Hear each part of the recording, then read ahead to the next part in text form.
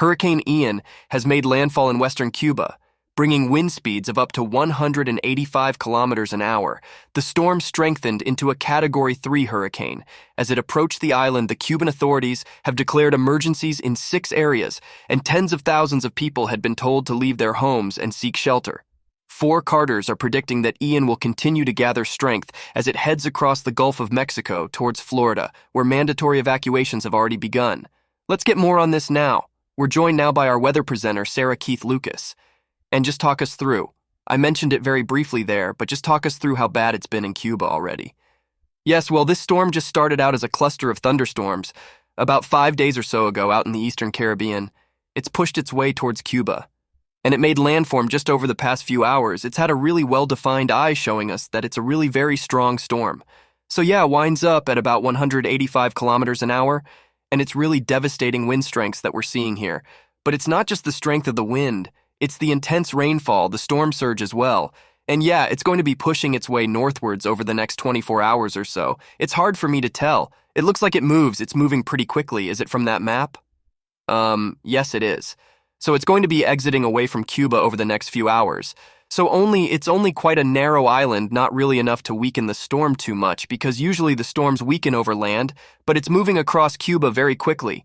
And then as it pushes over the Gulf of Mexico, the waters are still very, very warm there.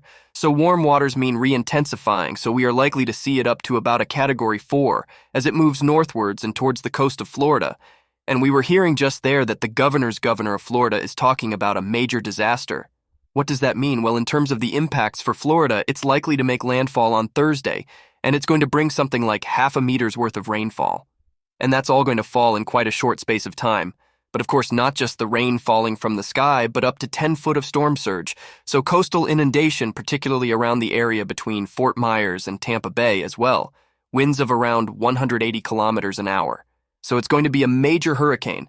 And that combination of flash flooding, coastal inundation, and some very damaging winds, it's going to be causing some severe problems.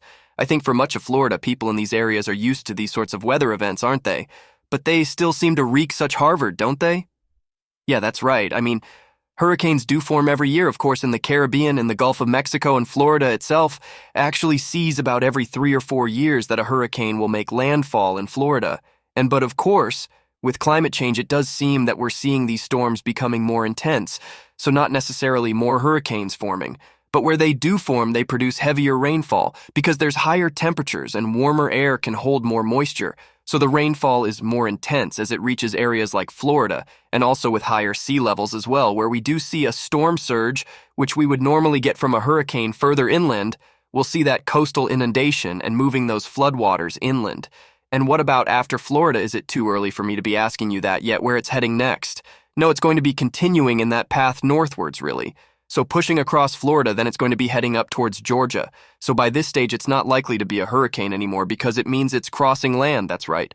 So yeah, the rough terrain of the land tends to rip apart the hurricanes that won't be producing such devastating winds, but still really, really heavy rainfall as well. So more of a rainfall event as it moves up towards Georgia, and then eventually towards the mid-Atlantic states as well.